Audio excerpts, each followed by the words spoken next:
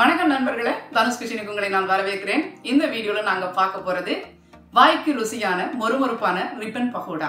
இந்த ரிப்பன் பகோடாவை ஓலோ பகோடா என்று அழைக்கலாம்.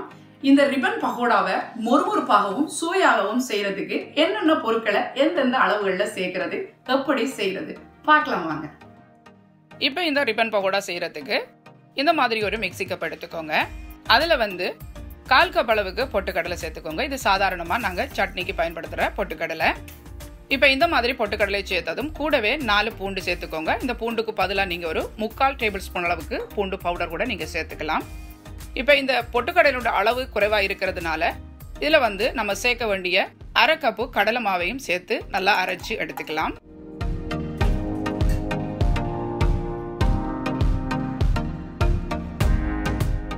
இப்போ பாருங்க, பொட்டுக்கடலை பூண்டெல்லாம் நல்லா அரைப்பட்டுட்டு இப்போ இதை நம்ம ஒரு அரிதட்டுக்கு மாற்றி கட்டை இல்லாமல் நம்ம அரைச்சி எடுத்துக்கலாம்.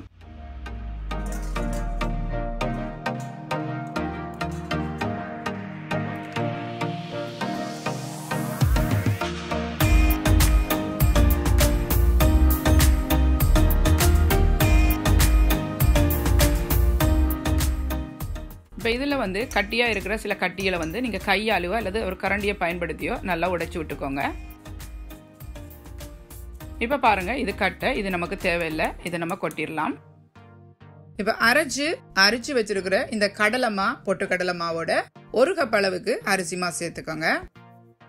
இந்த அரிசிமா பார்த்தீங்கன்னு சொன்னால் சாதாரணமாக தமிழ் கடையில் விற்கிற அரிசிமா தான். இதில் 1 டீஸ்பூன் அளவுக்கு மிளகாத்தூள், தனி மிளகாத்தூள் சேர்த்துக்கோங்க. கூடவே 1/4 டீஸ்பூன் அளவுக்கு மஞ்சள் தூள் சேர்த்துக்கோங்க. இதில் பெருங்காயம் ஒரு 8ல் 1 பகுதி டீஸ்பூன், அதாவது 1/4 டீஸ்பூன் சேர்த்துக்கோங்க.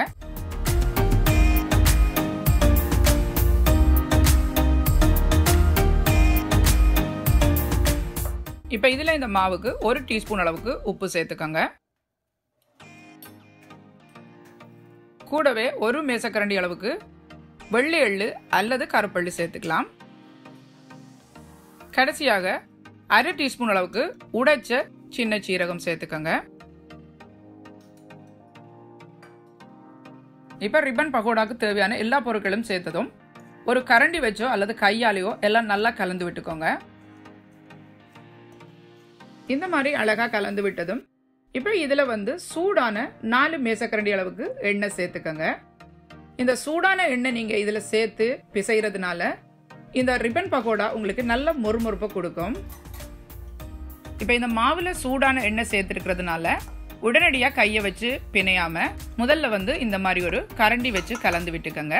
அதுக்கப்புறம் கையை வச்சு கலந்துக்கங்க.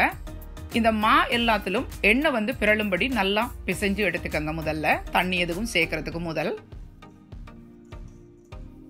எண்ணெய் விட்டு நல்லா பிசைஞ்சதுக்கு அப்புறமா ஒரு கையில் எடுத்து நீங்கள் பிடிச்சு பார்க்கும்போது பிடி இந்த மாதிரி நிற்கணும். இப்போ இதில் கொஞ்சம் கொஞ்சமாக தண்ணியை சேர்த்து குழைக்க ஆரம்பிங்க. தண்ணி சேர்க்கும் போது அவதானமாக சேர்த்துக்கங்க. ஒருவேளை உங்களுக்கு தண்ணி கூடிருச்சுன்னு சொன்னால் கொஞ்சம் அரிசிமா சேர்த்துக்கலாம். இப்போ பாருங்க, இந்த மாதிரி பதத்துக்கு நீங்கள் இந்த மாவை பிசைஞ்சு எடுத்துக்கணும்.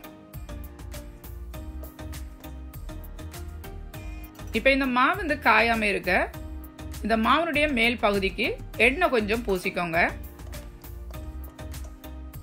இப்போ பாருங்க, ரிப்பன் பகோடாக்கு மா ரெடி ஆயிருச்சு. இப்போ நம்ம ரிப்பன் பகோடா புளிய ஆரம்பிக்கலாம். அதுக்கு முதல்ல முறுக்குரல் எடுத்துக்கோங்க. இப்போ முறுக்கு அச்சுகளோட சேர்ந்து இந்த மாதிரி ரிப்பன் பகோடா கண்ணும் அச்சு கிடைக்கும். இப்போ அந்த அச்சை உள்ள போட்டுட்டு மா உரல்ல ஒட்டாதபடிக்கு கொஞ்சம் எண்ணெய் உள்பகுதியில் தடவிக்கோங்க.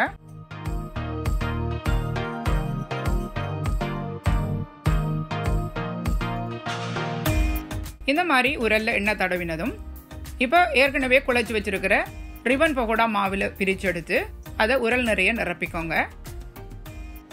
ஒவ்வொரு தடவையும் நீங்கள் திரும்ப மாவை ஃபில் பண்ணும்போது வெளியில் இருக்கிற மாவை ஒரு விச கையால் நல்லா பிசைஞ்சிட்டு மறுபடியும் நிரப்பிக்கோங்க. அப்போதான் உங்களுக்கு பகோடா வெடிக்காமல் வரும். இப்போ உரல் நிறைய மா நிரப்பினதும் இப்போ உரலுடைய மூடியை டைட்டாக மூடிக்கோங்க. இப்போ எண்ணெய் சூடாயிட்டான்னு பார்க்கறதுக்கு இந்த மாதிரி மாத்துண்டை போட்டு பாருங்க. இப்போ இது நல்லா பொரிய ஆரம்பிக்குது. இப்போ இந்த சூடான எண்ணெயில் புளிஞ்சு விட்டுக்கோங்க. இடைவெளி விட்டு புளிஞ்சுக்கோங்க முதல்ல. பேந்து மேல மேல பொரிய பொரிய நீங்க புளிஞ்சு விட்டுக்கோங்க. எவ்வளவுக்கு இந்த எண்ணெய்க்குள்ள உங்களுக்கு புளிய முடியுமோ அவ்வளவுக்கு புளிஞ்சுக்கோங்க. நெருப்பு வந்து மீடியமா வச்சுக்கோங்க. பகோடா எண்ணெயில புளிஞ்சு விட்டு 2 நிமிஷத்துக்கு நீங்க கரண்டி எதுவும் போட்டு திருப்ப முயற்சி பண்ணாதீங்க.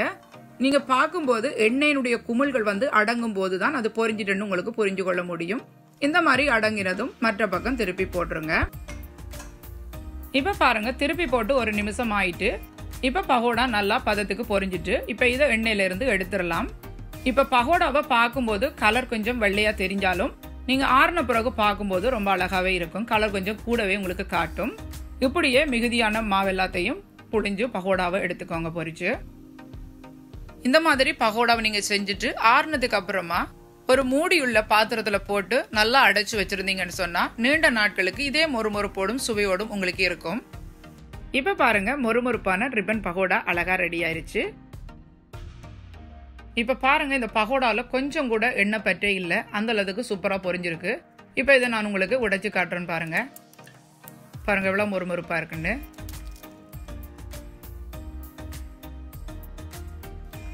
என்ன நண்பர்களே, மொறுமொறுப்பான சுவையான ரிப்பன் பகோடா எப்படி செய்யறது இந்த வீடியோல நாங்க பார்த்திருக்கிறோம். இந்த வீடியோ உங்களுக்கு பிடிச்சிருந்தா லைக் பண்ணுங்க, ஷேர் பண்ணுங்க, மறக்காமல் தனுஷ் கிச்சனுக்கு சப்ஸ்கிரைப் பண்ணுங்க. மீண்டும் இது போன்ற இன்னும் ஒரு சமையல் குறிப்புடன் உங்களை சந்திக்கும் வரை உங்களிடமிருந்து விடைபெறுவது தனு.